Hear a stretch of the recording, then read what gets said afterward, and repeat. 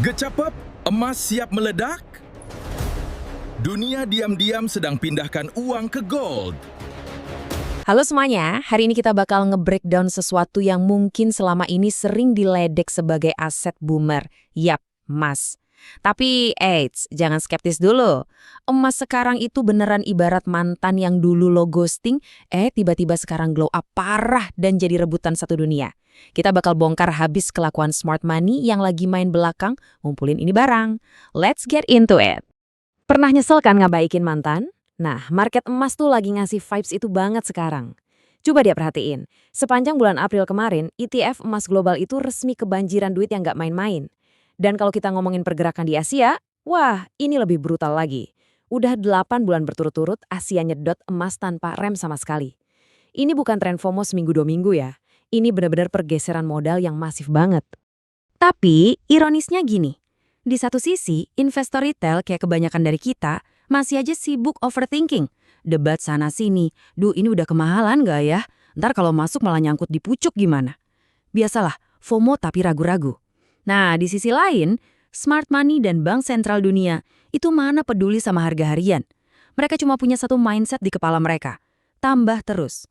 Raksasa-raksasa ini lagi sibuk ngamanin kekayaan mereka, sementara retail masih ributin recehan. Lu semua pasti pernah dengar petuah legendaris ini kan? Kalau bingung naruh duit, beli emas saja nak. Dulu kita mungkin ngetawain dan mikir, boomer banget sih pemikirannya. Mending masuk kripto atau saham tech dong. Tapi, nah ini plot twistnya. Nasehat emak-emak komplek ini ternyata presisi banget sama strategi raksasa finansial global sekarang. Emak kita adalah the real smart money. Asli, valid, no debat. Biar gue spill data aslinya ya. Lo tahu nggak angka 595 itu apa?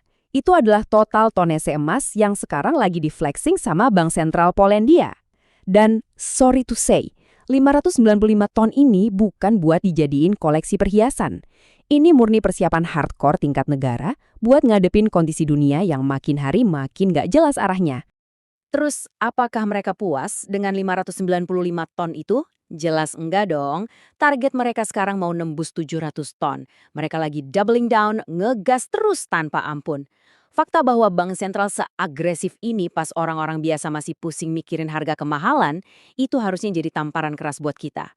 Raksasa itu nggak peduli fluktuasi harian. Yang mereka peduliin itu survival jangka panjang. Oke, masuk ke bagian 1. Technical emas dan sinetron pasar. Langsung aja kita lanjut. Kalau kita bedah dari sisi teknikal, pergerakan emas sekarang tuh dramatisnya ngalahin nungguin episode terbaru drakor. Ini gue kasih cheat code-nya.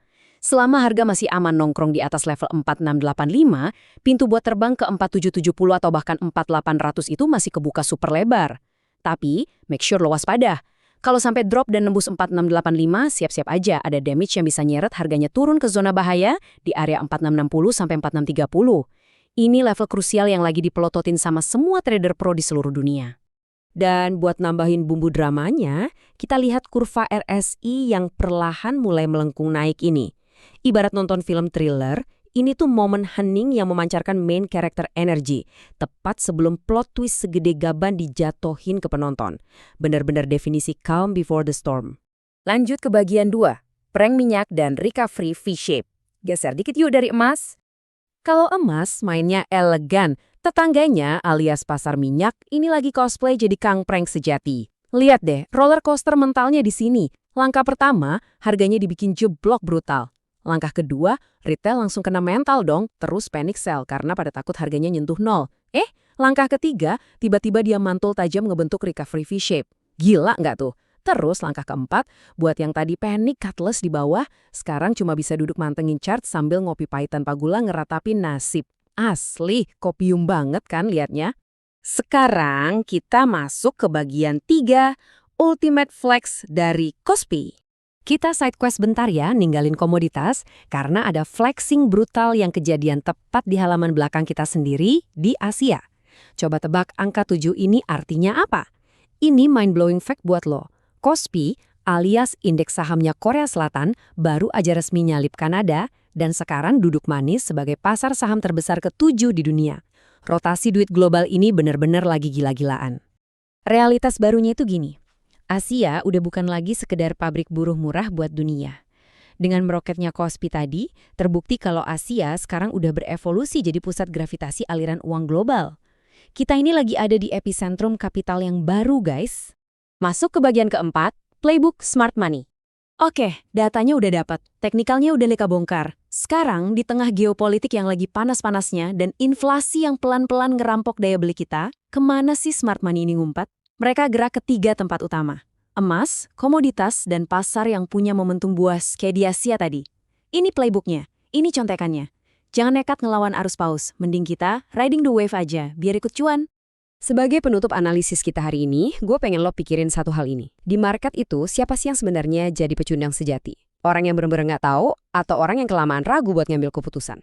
Ketidaktahuan itu gampang, bisa diobatin dengan lo belajar, kayak yang lagi kita lakuin bareng-bareng sekarang. Tapi overthinking, itu cuma bakal nahan lo dan bikin lo ketinggalan kereta. So, sadari kemana arah duit mengalir, buang ragu lo, dan mulai atur strategi eksekusi. Sampai jumpa di breakdown selanjutnya. Banyak banget yang nanya, apa sih rahasia sukses gua? Pasti harus pintar ya. Harus rajin bekerja ya. Kayak juga bro. Modal sukses itu berani.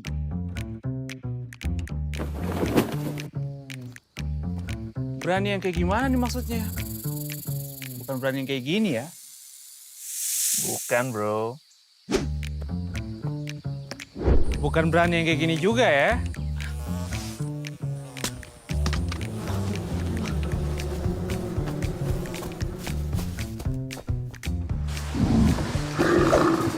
Apalagi berani kayak gini. Lu harus berani ambil resiko yang sudah diperhitungkan. Berani ambil resiko itu bukan berani ikut-ikutan orang ya.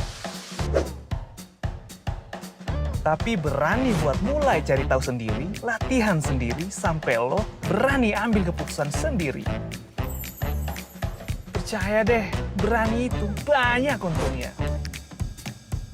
By the way, kalau lo berani maju, pastikan lo trading di platform yang terpercaya. Kalau gue, di MIFX.